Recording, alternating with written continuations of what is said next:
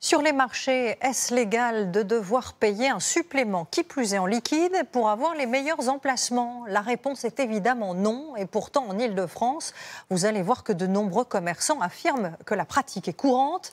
Certaines villes ont même décidé de mettre fin à ce racket. Plusieurs placiers des Yvelines ont d'ailleurs été condamnés pour extorsion. Antoine Bourdarias et Paul Bouffard. Sur tous les marchés de France, ce sont eux les chefs d'orchestre. Les placiers. Pas de souci particulier? Ils indiquent aux commerçants où s'installer et encaissent les loyers après chaque jour de marché. Donc vous payez en espèces comme d'hab? Mais dans ce monde, où quasiment tout se règle en liquide, quelques escrocs gonflent les factures ou négocient les emplacements contre de généreux pourboires. Partout, partout. De Marseille à Lille, à Lyon. Un sujet sensible que personne n'aborde sur les étals, car ceux qui ne suivent pas les règles peuvent facilement être écartés. C'est mon stand que j'occupais depuis donc 35 ans. Aujourd'hui, c'est un autre commerçant qui occupe l'emplacement d'Abdelatif sur le marché de Cergy. Il a été exclu temporairement pour des retards répétés lors du remballage de sa marchandise, mais selon lui, il a été sanctionné parce qu'il a demandé le détail de ses factures. Une journée de marché me coûte 80 € de droit de place qui est versé à la mairie. Là-dessus, le placier me rajoute 40 € de charge. Et dans ces 40 € de charge, il n'y a aucun détail qui m'est fourni. Pour ce primeur, ces charges ne correspondent pas du tout à la réalité. Il dénonce un système opaque et un placier qui se rémunère sur le dos des commerçants. C'est clair que le placier se paye à la fois sur les places, à la fois les pourboires et en partie sur la surfacturation qui nous impose.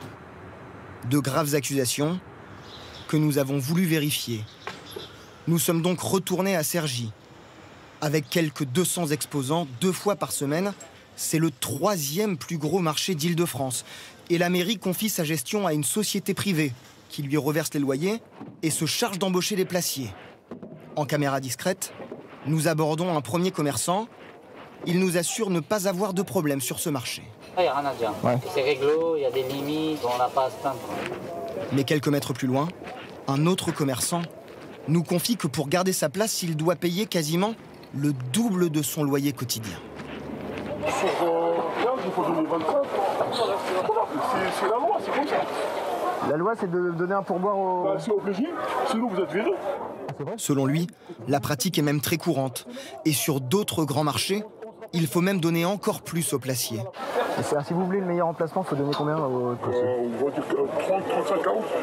Il vous demande directement? Non, il ne vous demande pas, mais c'est la loi, nous on le comprend. Un système de raquettes a-t-il été mis en place sur le marché de Cergy? Nous avons posé la question à la mairie. Elle nous assure avoir demandé à son prestataire de changer de mode de règlement. Il y aurait, je veux dire, une certaine suspicion à la limite de racket. Et donc la mairie s'est engagée à ce qu'il n'y ait plus de tracation en liquide et que la facturation soit faite par l'intermédiaire de prélèvements ou alors par carte bancaire ou par chèque. Contactée, la société en charge des placiers nous indique, selon elle, que certains commerçants n'ont pas de carte bleue ou de chéquier. En France, le marché de Cergy n'est pas un cas isolé.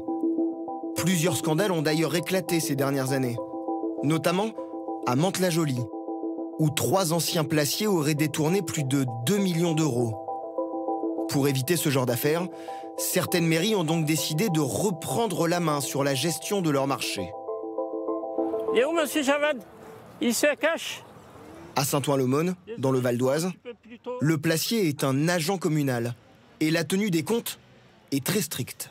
Alors ça fait 20,80 €, ça fait 6,10 €. Vous n'avez pas 10 centimes?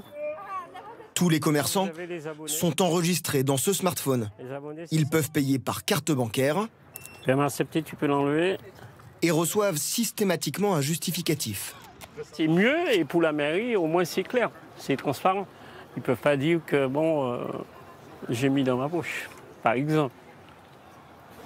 Une gestion nettement plus transparente qu'il y a 10 ans, lorsque le marché était géré par une société privée qui facturait les emplacements 2 fois plus cher qu'aujourd'hui. Avant, c'était pas très transparent.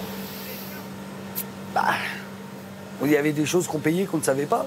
Maintenant, c'est plus raisonnable. Donc ça veut dire que sur d'autres marchés, il n'y a pas forcément la transparence qu'il y a ici. Il paraît.